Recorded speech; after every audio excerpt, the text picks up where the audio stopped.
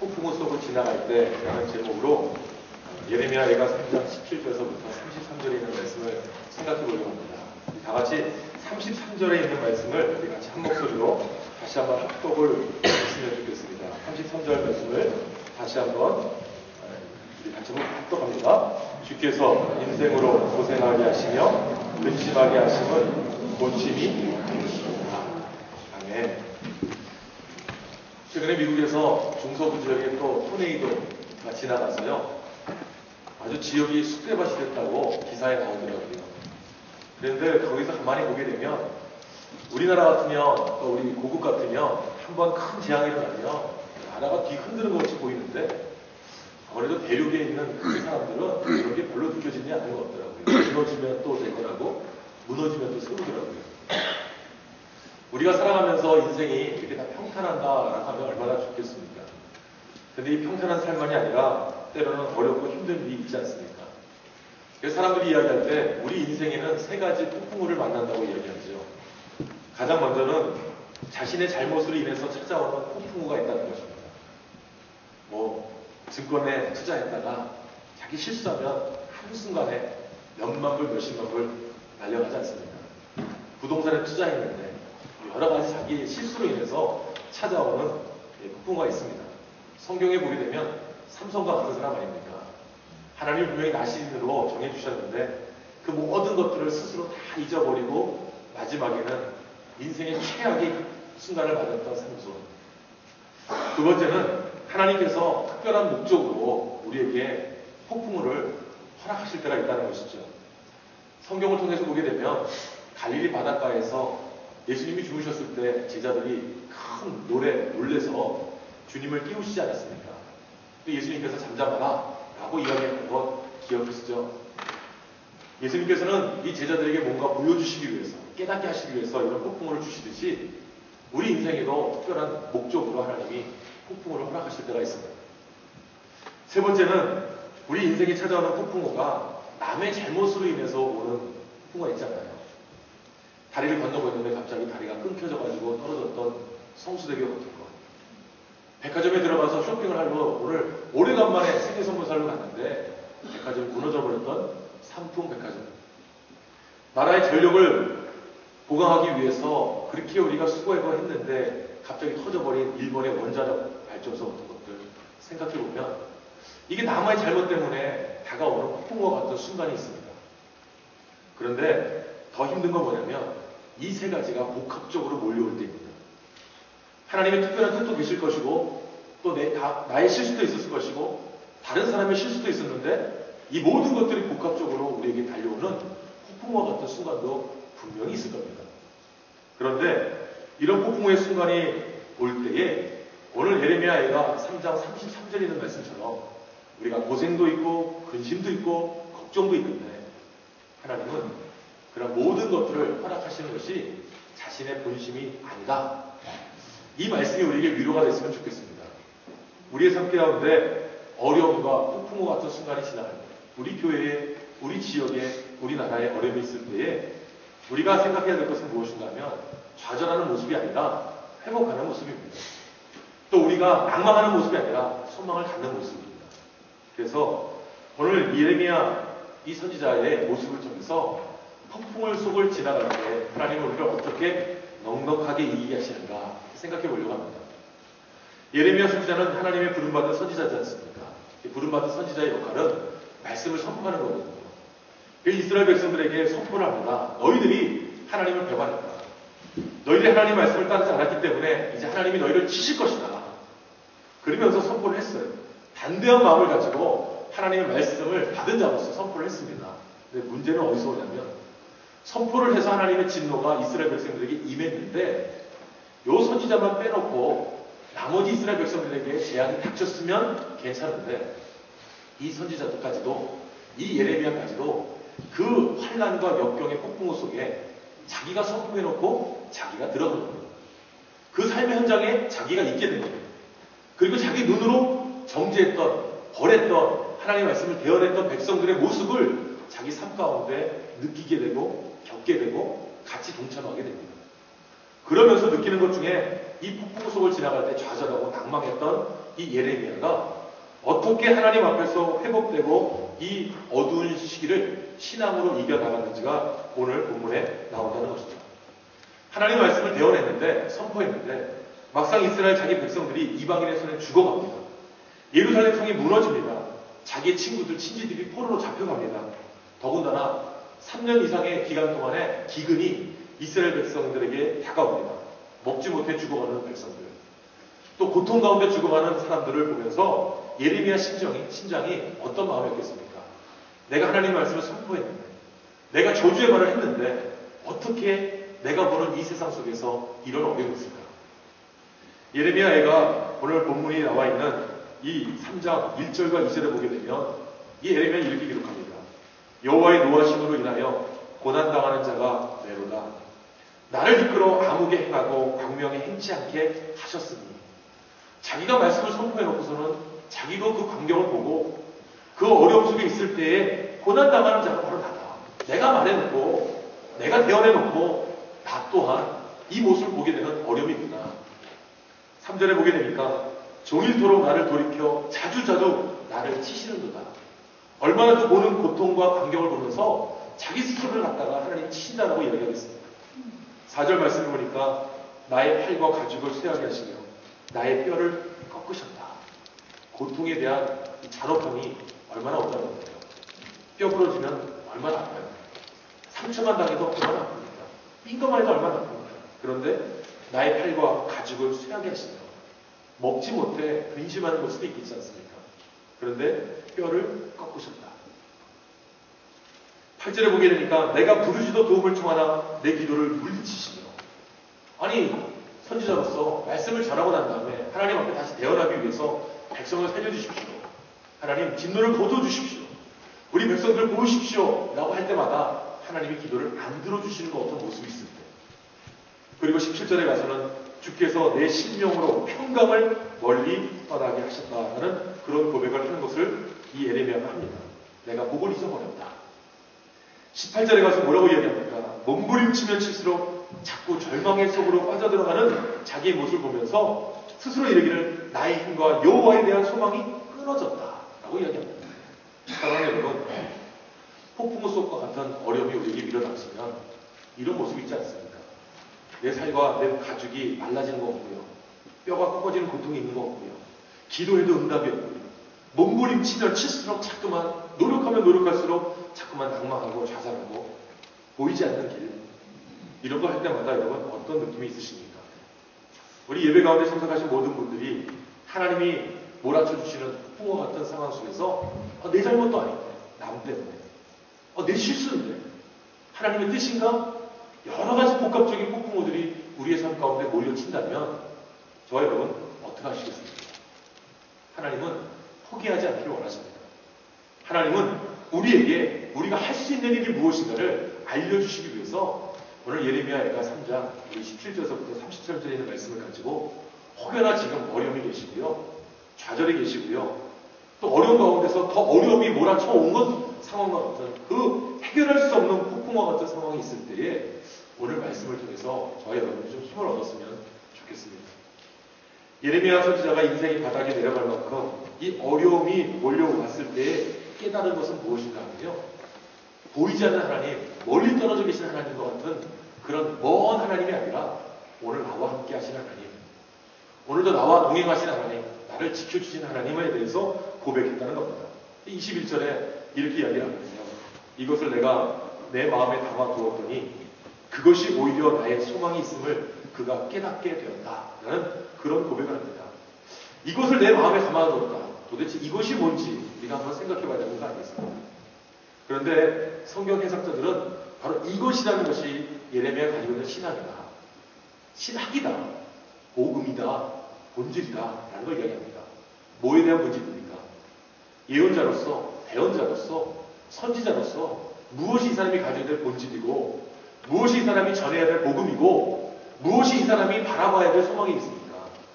하나님이 나와 함께한다. 하나님이 나에게 말씀하신다. 하나님이 나를 지켜 보호해 주신다. 하나님이 나에게 능력을 베풀어 주신다. 이게 그 사람의 본질이 마음속에 있는 거 아니겠습니까? 그래서 21절에서부터 33절을 통해서 예레미야의 그 삶 가운데 찾아온 이 폭풍과 같은 상황 속에서 어떻게 이 예레미야가 행동을 취했고 모습을 취했는가에 따라서 우리도 그러한 모습을 가져보자는 겁니다. 가장 먼저 22절에서부터 23절에 우리가 배울 첫 번째 태도가 나옵니다. 여호와의 자비와 긍휼의 무궁하심으로 우리가 진멸되지 아니하리라. 이것이 아침마다 새로우니 주의 성실이 크도소이다. 라는 고백이 있습니다. 여호와의 자비와 긍휼과 무궁하심. 우리가 하나님이 나와 함께 하신다. 그 본질이 내 마음에 있음을 통하여서 소망이 있다는 것을 깨달은 이 예레미야가 고백하는 것이 무엇이냐면 하나님이 나와 함께 하시면 하나님에 대해서 어떠한 태도를 가지고 있느냐, 하나님에 대한 믿음이 무엇이냐, 이것을 먼저 점검하는 것이죠. 그래서 가장 먼저 이야기하는 것이 무엇인가 하면 자기가 인생에 회심을 하게 된 것, 하나님에 대한 기억함입니다. 약속에 대한 기억함입니다. 말씀에 대한 회상입니다. 그러면서 고백했던 것이 여호와의 자비와 긍휼의 무궁하심으로 우리가 진멸되지 아니한다. 폭풍은 몰아치고 포로로 잡혀가고 성은 무너졌고 기근을 오고 있지만 하나님은 완전히 끝바닥까지 진멸하게 하시는 것이 아니라 그런 고백을 하면서 이것이 아침마다 새로우니 주의 성실이 크도다. 이 찬양 가운데 주의 인자는 끝이 없고 그의 자비는 무궁하며 아침마다 새롭고 또 새로우니 주의 성실이 금이라 성실하신 주님. 이 찬양이 있잖아요. 사랑하는 여러분, 우리가 하나님에 대해서 깊이 생각해 볼 때마다 하나님이 가지고 계신 모습을 우리가 생각해 보는 겁니다. 그 가장 첫 번째가 오늘 이 예레미야가 고백했던 것처럼 우리 하나님은 무궁하신 하나님이시다 라는 겁니다. 22절에 여호와는 인자와 긍휼이 무궁하다라고 하는데 여기서 인자, 자비라는 것이 뭡니까? 사랑이지 않습니까? 변치 않는 사랑. 하나님이 우리에게 역경도 주시고 고난도 주시고 폭풍과 같은 어려움을 주실지라도 하나님은 우리를 사랑하신다. 하나님이 우리를 사랑하시기 때문에 우리가 인생의 폭풍을 만났을 때 감정을 의지하는 것이 아니라 하나님을 의지하는 겁니다. 감정이 기복이 많은 인간들에게 감정에 대해서 자꾸만 생각하면요, 어려움을 당하시는 분들 돌아보면 한국의 고국에서나 캐나다에서나 미국에서나 어느 곳에든지 역경 가운데 있는 사람들, 그분들에게 이 감정에 대해서 잘못 건들면 큰일 나지 않습니까? 제가 우리 교회 와서 실수한 것 중에 하나가 바로 그런 거죠. 아버님이 앞에서 한국을 가겠다고 하는데 저는 가서 잘 보살펴드리고 문제 해결하고 오십시오 하는 마음으로 잘 다녀오세요 했는데 받으신 분의 마음에는 상처였다는 거죠. 아니 지금 우리 아버지가 아까 죽겠는데 오늘 내일 하시는데 아니 목사라는 사람이 대뜸한다는 말이 잘 다녀오십시오. 의미가 잘못 전달된 거죠. 말이 잘못된 거죠. 감정을 이해하지 못하고 감정을 터치해주지 못하고 그냥 힘드시죠? 어려우시죠? 얼마나 마음 아프세요? 힘내세요? 이렇게 말해줘야 되는데 그 모든 걸 다 함축해서 잘 다녀오시기 바랍니다. 이 말 한마디에 상처받는 마음이 얼마나 큽니까? 제가 한 교회에서 사역할 때도 아니 새 신방을 갔는데 새 집에 이사했다고 했는데 보아라 즐거운 눈치 불렀다고 해서 제가 얼마나 혼났습니까? 근데 담임 목사님이 전체 목사들을 다 불러다 놓고서는 누구라고 지명 안 하고서는 당신들이 신방하는 신방 제목, 찬송, 그리고 성경 본문 다 적어내라. 딱 적어냈거든요. 나중에 알고 보니까 아니 지금 목사님의 오른팔과 같은 권사님의 집에 가서 교구 목사가 가지고서는 새집 가서 이사한다는 게 보아라 즐거운 우리 집 밝고도 거룩한 천국에 빨리 가라는 거냐? 죽으라는 거냐? 그러면서 목사님한테 가서 찌르니까 목사님이 전체 교구 목사를 불러놓고 누구라고 이야기 안 하시는데 그걸 다 적어낸 겁니다. 그걸 듣고 제 마음이 야 역시 내가 부족하구나 힘들구나 이런 생각을 해봅니다.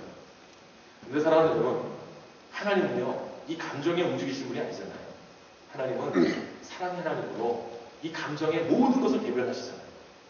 힘들고 어려울 때도 사랑의 하나님, 역경과 고통이 있을 때도 사랑의 하나님, 축복과 은혜가 있을 때도 사랑의 하나님, 변함없는 고백을 하는 것이 우리들의 모습이어야 되는 거 아니겠습니까?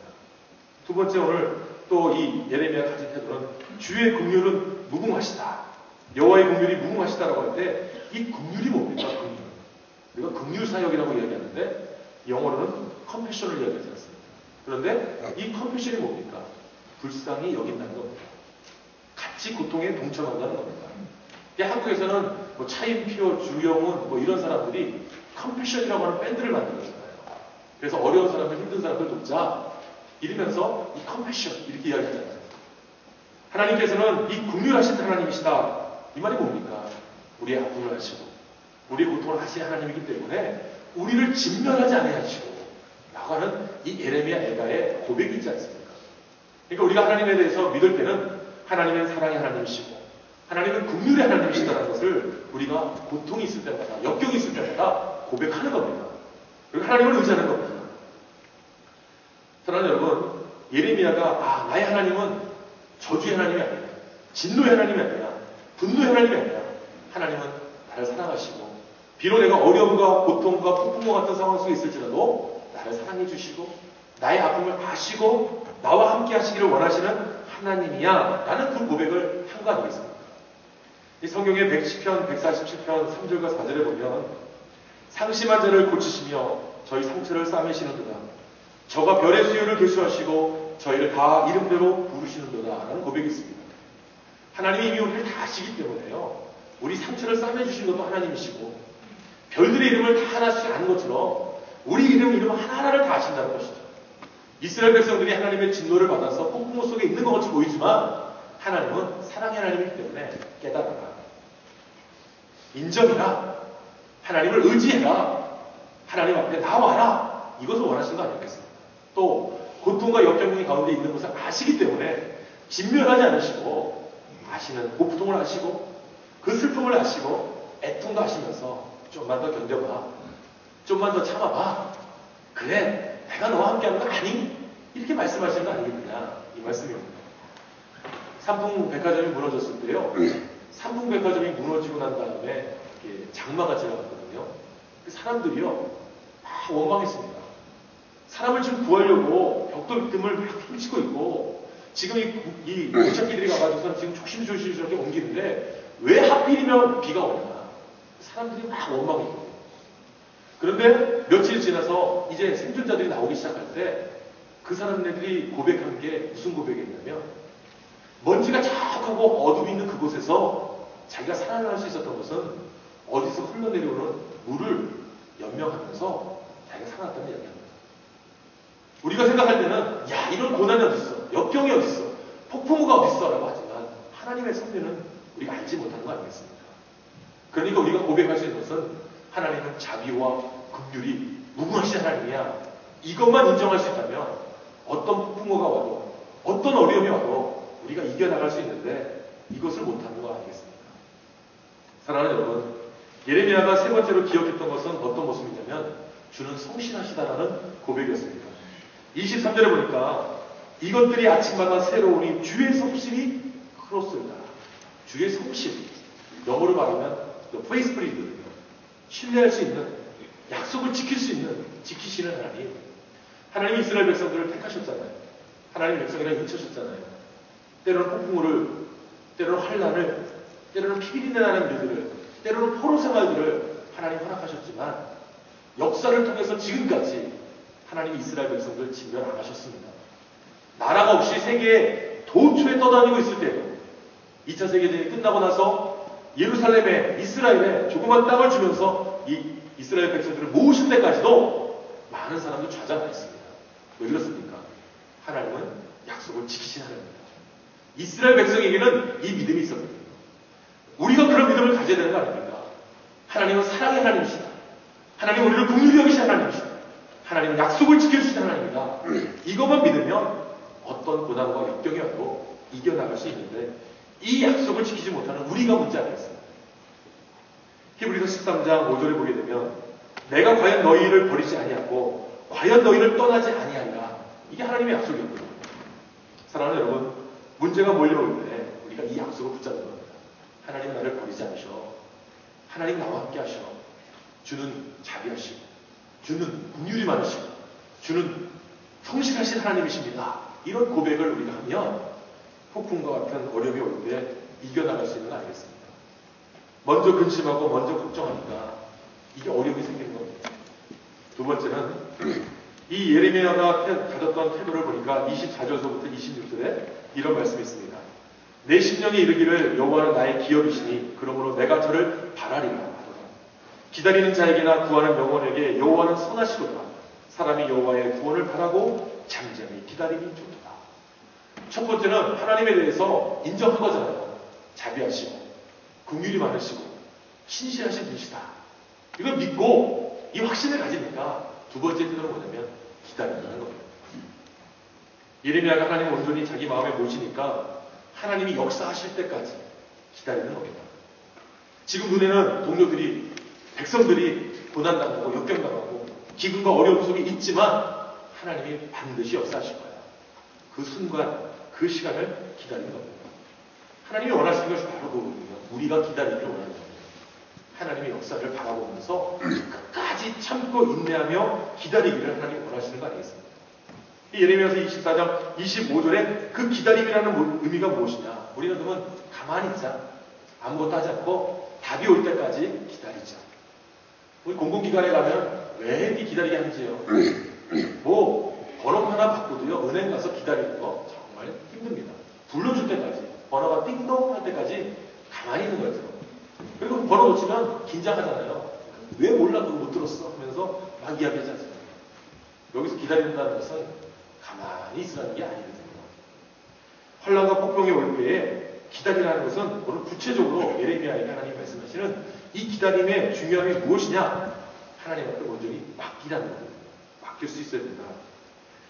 순종의 삶을 이야기할 때 29절에 이렇게 이야기합니다. 그대의 입을 땅에 티끌이 될지어다. 혹시 소망이 있을지로다. 이 땅에 티끌이 지금 된다는 것이 뭡니까? 지금 사람들이요, 애걸할 때 사람 발 앞에 가서 도와주세요. 살려주세요. 죽임을 놓고 총구 앞에서도 사람들이 그 사람 발자락을 잡고 무릎을 잡고 발목을 잡고 살려주세요 라고 하는 그 모습입니다. 땅바닥에다가 코를 대고 살려달라고 비비는 그런 모습으로 지금 어떻게 하는 겁니까? 하나님 앞에 주여 도와주세요. 주여 제발 이 어려움을 이겨나가게 해주세요. 비는 겁니다. 그런데 그것이 기다리는 게 아니잖아요. 내가 죽여 살려 이게 아니지 않습니까? 그때까지 기다리는 게 아니라 할 수 있을 만큼 하나님 앞에 모든 걸 내어놓고 우리가 간구하는 거 아니겠습니까? 30절에 보니까 자기를 치는 자에게 뺨을 돌려내어 치욕으로 배불릴지어다 라고 이야기합니다. 아니 세상에 뺨을 치는데 거기다 어떻게 갖다 댑니까? 뭐 저는 경험하지 못했지만 우리 로버트 박이라고 하는 그 선교사님에 대해서 지금 그분은 아무 말도 안 하셨어요. 그런데 사람들이 막 이야기합니다. 그분이 북한에 들어가서 고난당했을 때 별의별 일을 다 당했다. 성적인 시험까지 당했다. 이제는 남자로서 살 수 없게끔 만들어놨다. 뭐 이런 말을 하는데 로버트 박 선교사가 하는 말이 자기는 아무 말도 안 했다는 거예요. 아무 말도 안 했는데 어떻게 다른 사람들이 자기가 받은 거에 대해서 아는 듯이 이야기하느냐.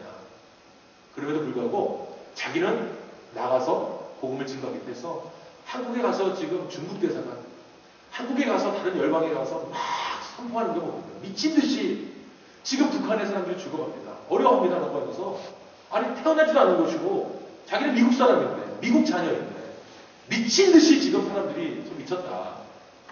제가 가서 지금 고문당하고 지금 미친 거야. 이렇게 이야기할 정도로 몸부림치면서 지금 이야기하지 않습니다. 지금 한국에서 곳곳마다 부산의 중국 대사관, 영사관, 또 서울에 있는 또 중국 대사관에 가서 많은 기독교인들이 가서 북송 동포들을, 중국에 있는 북송 동포들을 다시 북한으로 돌려보내지 말라. 막 지금 외치고 있습니다. 간구하고 있습니다. 소리 지르고 있습니다. 부산에서는 그저께 500명이 모여서 부산 영사관 앞에서 수영도교 옆에 막 사람들이 기도하고 막 부르짖었다는 겁니다. 대답도 없죠. 사랑하는 여러분, 어려움이 있고 역경이 있을 때마다 어떻게 우리가 치욕을 돌립니까? 뺨 때린 사람에게 어떻게 얼굴을 갖다 댑니까? 그런데 하나님한테 맡기면 어려움이 와도 그 어려움을 받으라는 겁니다. 힘들어도 받으라는 겁니다. 하나님이 역사하실 그때까지 참고 기다려보라는 겁니다. 반드시 역사하신 하나님은, 약속을 지키신 하나님은, 긍휼이 많으신 하나님은, 자비가 많으신 하나님은 반드시 우리에게 은혜를 베풀어 주신다. 우리가 기다릴 수 없느냐, 그것이 중요한 것이지 이 기다리지 못한 우리들의 이 성급함의 문제 아니겠습니까?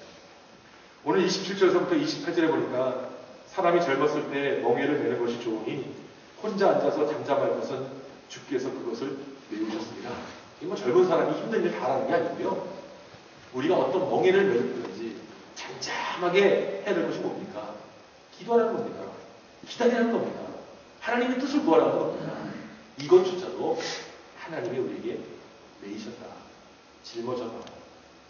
제가 우리 아이를 뭐 장을 보고 오면요, 이 아들 녀석이 참 이 머리가 잘 돌아가거든요. 얘는 소리로 모든 걸 다 내는 거야. 아이고, 아이고, 아이고, 야, 뭐가 무거워? 아빠 무거워요. 들어보면 안 무겁거든요. 힘들다는 겁니다. 아이고, 이씨, 아이고, 차를 탈 때도, 아이고, 굽는다. 아이고, 이러고 이갑니다. 제가 그거 볼 때마다 느끼는 게, 웃기고 있네. 하고선 집에 딱 내려가면 짐을 더 무거운 걸 줍니다. 이거 들어. 무거워요. 해도 맡겨봅니다. 가만히 보면 제 마음속에 얘 재능을 알거든요. 얘 태도를 알거든요. 하나님이 우리에게 이런 마음이 아닌가. 또 생각해봅니다. 나는 능히 감당할 수 있는데 하나님 앞에서 핑계대고 아양 떨고 자꾸만 하나님 힘들어요. 어려워요. 해보지도 않고 가만히 기다리는 겁니다. 하나님은 티끌에 발을 대듯이 코를 대듯이 하나님 앞에 간절한 마음을 가지고 기다리되 우리가 할 수 있는 최선의 노력을 하라는 겁니다. 이것도 하나님이 내게 하셨으니까. 이것도 하나님이 나에게 감당하게 하셨으니까 내가 기다린다.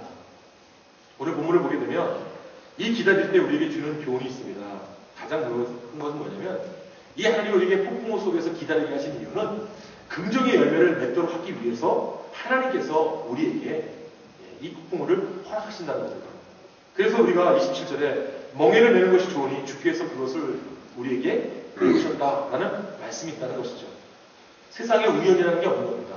모든 것이 하나님의 뜻 가운데 하나님의 도구로 사용되기 위해서 하나님께서 우리에게 기다리게 하시면서 더 힘든 것도 주실 때가 있다는 것이죠. 우리가 잘 아는 이탈리아 지휘자 알투로 토스카니라고 하는 지휘자가 있잖아요. 이 알투로 토스카니라고 하는 세계적인 지휘자, 이 사람은 원래 첼리스트였습니다. 첼로 하는 사람이었는데 이 사람이 삶 가운데서 어려움이 이 사람에게 닥쳤죠. 이 눈이 나빠지니까 악보를 보지 못하는 겁니다. 19살에 관현악단에 들어갔거든요. 그래서 나이가 들면서 점점 악보를 보지 못하니까 이 토스카니가 했던 것이 뭐냐면 악보를 다 외워버리는 겁니다. 외워버리는데 이 관현악이라는 것이 이게 합주라는 거 아닙니까? 그러니까 내 것만 안다고 해가지고 되는 게 아니잖아요. 그러니까 다른 사람들 파트까지도 다 외워버리는 거예요. 그러면서 자기의 그 부족함을 채워나갔거든요. 그런데 어느 날 공연이 있는 그날에 악단하고 지휘자가 불협화음이 생겨서 지휘자가 지휘봉을 던져버리고 나가버린 거예요. 많은 관객들이 있는 자리에서 많은 사람들이 야유를 부르지 않습니까? 관현대는 앞에 있는데 지휘자는 지휘봉을 던지고 나갔고 비싼 돈 내고 왔는데 관람을 하려고 하는데 아무도 나와주지 않으니까. 그런데 그때 악단에서 생각한 것이 무엇이냐면 그래도 그 가운데 이 토스카니가 악보를 다 외우고 있으니까 이 사람한테 지휘를 맡겨보자 해서 이 사람이 지휘를 했다는 겁니다. 그 지휘를 함을 시작하여서 세계적인 1957년도까지 세계적인 지휘자 가운데 한 사람이 누구냐면 알투로 토스카니였다는 겁니다. 사랑하는 여러분, 우리가 어려움이 있고 역경이 있을 때에 우리는 조건만 보고 환경만 보고 상황만 이야기합니다. 그런데 그것을요 하나님 앞에 돌려보는 겁니다. 하나님이 나에게 짊어지게 하셨다. 왜? 나의 하나님은 자비하신 하나님, 나의 하나님은 긍휼이 많으신 하나님, 나의 하나님은 그 은혜와 성실하심이 무궁무진한 하나님이시다 라는 것을 믿으면 기다릴 수 있는 거 아니겠습니까? 또 두 번째로 우리가 생각해 볼 것은 이 기다림의 과정 속에서 우리가 느껴야 될 것은 이 폭풍우는 일시적이라는 거는 영원한 것이 아니라는 겁니다. 미국 중서부에서 불어닥친 이 토네이도 순식간에 몰려가거든요. 저도 그런 경험이 있습니다. 멀리 토네이도가 막 이렇게 치고 가는 것을 멀리서 본 적은 있거든요. 가까이는 안 가봤습니다. 그런데 사람들이 이야기할 때 지하로 품어도요, 들어가도요, 이게 치고 올라가는 데는 다 빨려간다는 거죠. 영화를 봐도 우리가 알 수 있는 거 아니겠습니까? 오늘 본문의 31절과 33절을 보게 되면 이는 주님께서 영원토록 버리지 아니할 것이며 저가 비록 근심케 하시나 그 풍부한 자비대로 긍휼히 여기실 것이니라. 주께서 인생으로 고생하며 의심하게 하심이 본심이 아니시니라. 아니 본심이 아닌데 누가 그걸 영원하게 폭풍 속에 내버려 두겠습니까? 어제 저희 집에서 처음으로 수영장에서 수영을 하는데 제가 이 아이들한테 집어 던져가지고 물속에다가 퍽 떠뜨리거든요. 애엄마가 지나가는데 제가 한번 물 먹어봐야 해가지고 머리를 푹 놓았어요. 그 순간부터 우리 딸내미가 오늘 아침까지 아빠가 엄마를 죽이려고 했다고 막 이야기를 했거든요. 아빠가 엄마를 죽이려고 했다고 막 아침까지 우는데 이거 해결이 안 되는 겁니다. 그래서 제가 이야기했거든요. 사라야, 거기에는 몰래카메라가 있었어. 그 앞에서 아빠가 엄마를 어떻게 왜 죽이니? 그리고 또 아빠가 너 수영할 때 분명히 내가 던졌잖아. 엄마를 어떻게 던지니 무거워서. 그러니까 누른 거야 한번. 물 먹으라고. 그리고 아빠가 젊었을 때는 이렇게 안 놀았어 하면서 설명을 하는데 아이가 이해가 안 되는 거예요. 아빠는 엄마를 죽이려고 했어. 이래서 계속해서 아침까지 이야기합니다. 사랑하는 여러분, 우리가 오해하면 하나님을 오해할 수 있잖아요. 어려움과 엮여 있을 때 하나님 나를 버리셨어. 하나님 나 인생 끝내게 하시고 이 폭풍 온 거는 하나님 나를 버리시는 증거야. 어려움은 하나님이 나를 갖다 떠나버리신 증거야. 이런 마음으로 우리가 생각할 때가 있지 않습니까? 사랑하는 여러분, 31절에 이렇게 이야기합니다. 영원토록 버리지 아니할 것이다. 33절에 이렇게 이야기합니다. 주께서 인생으로 고생하며 근심하게 하심이 본심이 아니시다.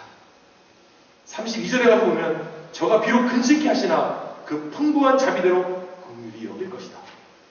하나님은요, 우리가 폭풍 속에 있다 할지라도 하나님은 우리도 하여금 그건 잠시 일시간이야, 순간이야, 이겨나가기를 원하시는 분이 하나님이시라는 겁니다.